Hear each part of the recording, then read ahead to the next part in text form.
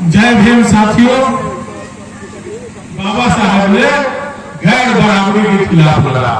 मुस्लिम समाज के लोग दलित और पिछड़ों के हक और अधिकार के साथ खड़ा हो गया है।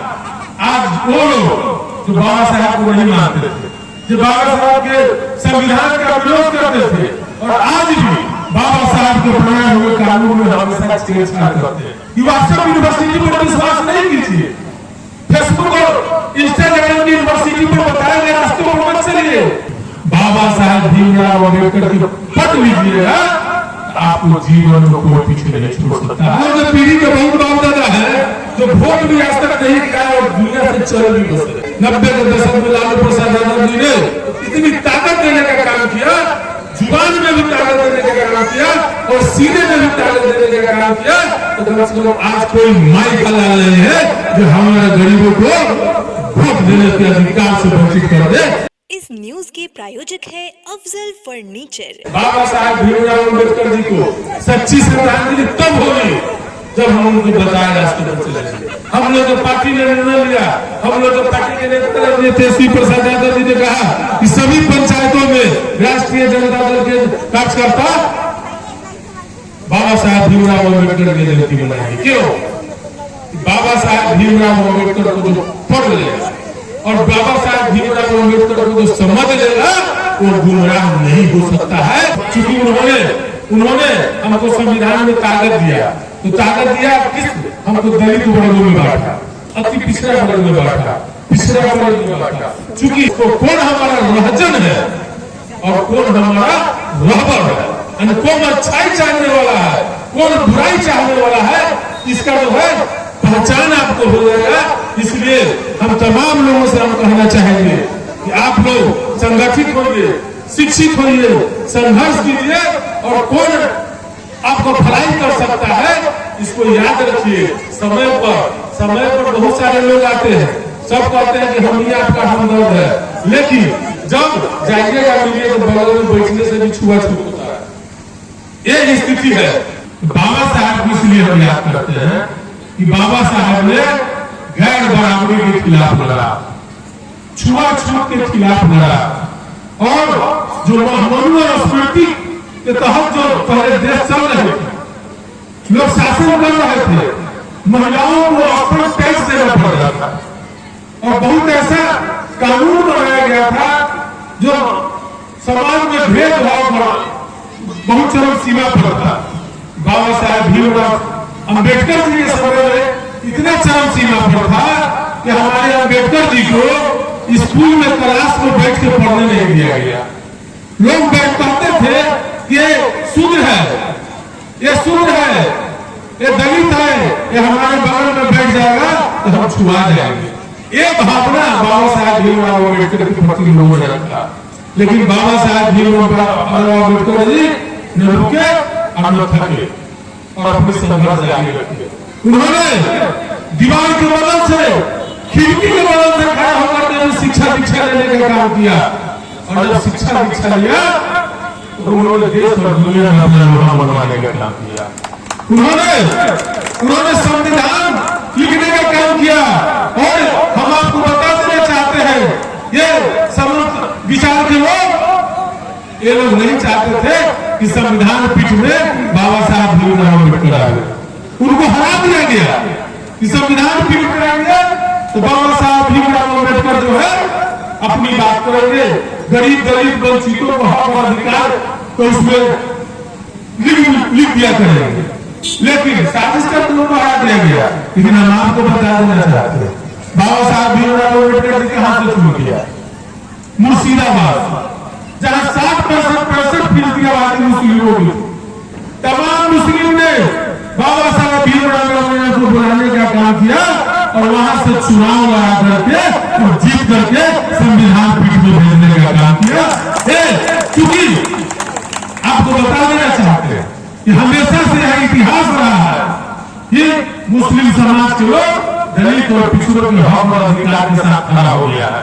ये शुरू से इतिहास रहा, नया इतिहास नहीं रहा है। और गैर बराबरी के खिलाफ, छुआछूत के खिलाफ भी समाज में खड़ा होने का काम किया। लेकिन आज वो लोग जो बाबा साहब को नहीं मानते थे, जो बाबा साहब के संविधान का विरोध करते थे और आज भी बाबा साहब के बनाए हुए कानून में हमेशा छेड़छाड़ करते हैं। जब बाबा साहब भीमराव अम्बेडकर जी ने क्या बोला, संविधान दिया, आपको बराबरी का अधिकार दिया, आपको मताधिकार का अधिकार दिया, चाहे कोई भी हो, गरीब हो, अमीर हो, राजा हो, रंग हो, सबको समान अधिकार देने का काम किया और मताधिकार का समान अवसर मिला, जिसके कारण तमाम लोग आपके बीच में आते हैं और हाथ जोड़ने का काम करते हैं। ये बाबा साहब भीमराव अम्बेडकर जी के देन है। उन्होंने क्या कहा, उन्होंने मूल मंत्र दिया, ये वंचित तबके, ये दलित पिछड़े के लोगों, हम आपको बताना चाहते हैं कि आप शिक्षित हुए। उन्होंने शिक्षा हासिल करने की बात कहा। अगर आज बाबा साहब अम्बेडकर जी को हम सैकड़ों बार याद कर रहे हैं, देश और दुनिया याद कर रही है, तो सिर्फ शिक्षा की रोशनी पर। उनके पिताजी को जमींदार नहीं थे, बड़े लोग नहीं थे, वो भी एक साधारण परिवार के मजदूर परिवार में जन्मे थे, लेकिन उन्होंने शिक्षा हासिल किया और शिक्षा हासिल किया जिसके कारण उनका देश और दुनिया में आज याद कर रहे हैं, उनका डंका हो रहा है। तो बाबा साहब ने कहा कि शिक्षित बनो और संगठित हो। हम संगठित नहीं हो रहे, शिक्षित में भी हम लोग आज के नौजवान पीढ़ी से कहना चाहेंगे कि व्हाट्सएप यूनिवर्सिटी पर विश्वास नहीं कीजिए, फेसबुक और इंस्टाग्राम की यूनिवर्सिटी पर बताए गए रास्ते पर मत चलिए, बहुत सारी फेक बातें होती है। आप बाबा साहब भीमराव अम्बेडकर को पढ़िए, बाबा साहब भीमराव अम्बेडकर की पढ़ लीजिएगा, आपको जीवन में कोई पीछे नहीं छोड़ सकता है और जीवन की हर लड़ाई को आप लड़ सकते हैं। और इसीलिए बाबा साहब ने कहा कि आप शिक्षित बने, संगठित रहे और संघर्ष करें। जब आप शिक्षित बनिएगा तो तमाम भेदभाव को छोड़ करके आपको इतना ज्ञान हो जाएगा कि आपको किसके साथ बैठना है, किसके साथ हमको संगठित रहना है। और जब आप संगठित हो जाइएगा तो अपने हक और अधिकार के लिए संघर्ष करने का काम कीजिएगा, तो दुनिया की कोई ताकत आपके हक और अधिकार से प्रभावित नहीं कर सकता है। हम लोगों को संगठित भी रहना है और संघर्ष भी करना है।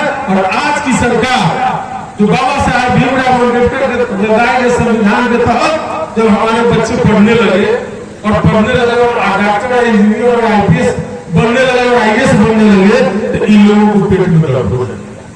अब ये लोग देखें कि पढ़ लिख रहा है, ये लोग बाबा साहब को लोग पढ़ लिख रहा है और अधिकार ले रहा है और PDO CO भी यही बोल रहा है, तो कॉलेजियम सिस्टम लागू कर दिया।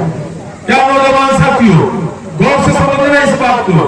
कॉलेजियम सिस्टम में क्या है, तो डायरेक्ट जो है की जज बन जाएगी, कोई परीक्षा देने की जरूरत नहीं है। लेटरल एंट्री, अगर लेटरल एंट्री में पूरे देशवासी दलित वंचित तबके के नौजवान तमाम लोग अगर साथ नहीं होते, तो लेटरल एंट्री के माध्यम से भी लोग घुसाए जा रहे हैं। देख रहे थे कि अब तो दलित पढ़ रहा है, अब तो पिछड़ा पढ़ रहा है, आगे बढ़ रहा है और आरक्षण ले रहा है, आरक्षण ले रहा है। तो जब ये जाग जाएगा, जब सब जगह कुर्सी पर बैठ जाएगा, तो संख्या ये सब संख्या ये सब राज खोजेगा। और जो लोग नहीं चाहते हैं कि आपको राज दे, ये नहीं आप लड़का अपनाने का काम कर रहे हैं, कमजोर कर रहे हैं इस देश में और इस राज्य में। अगर समाज के खिलाफ, गैर बराबरी के खिलाफ, भेदभाव के खिलाफ अगर मजबूत कोई किसी ने जो है वो काम किया है और नारा दिया है, तो हम लोग गरीबों के मसीहा आदरणीय लालू प्रसाद यादव जी है, जो उन्होंने ये साबित कर दिया। पहले हम लोगों को वोट गिराने से निबंधित किया जाता था। हम लोग पीढ़ी के बहुत बाप दादा है जो वोट भी आज तक नहीं गिराए और दुनिया से चल भी बसे, लेकिन 90 के दशक में लालू प्रसाद यादव जी ने पूरे गरीबों को इतनी ताकत देने का काम किया, जुबान में भी ताकत देने का काम किया और सीने में भी ताकत देने का काम किया।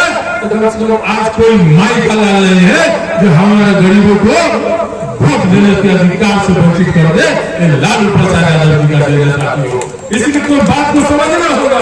हम इस चीज को हम भूल जा रहे हैं, इसलिए हम धोखा खा रहे हैं। शादी का फर्नीचर सेट 34,500 से स्टार्ट। AFZ फर्नीचर के ऑफिशियल YouTube चैनल पर विजिट करिए विशेष जानकारी के लिए और परचेज करिए बिहार के सबसे बड़े शोरूम से।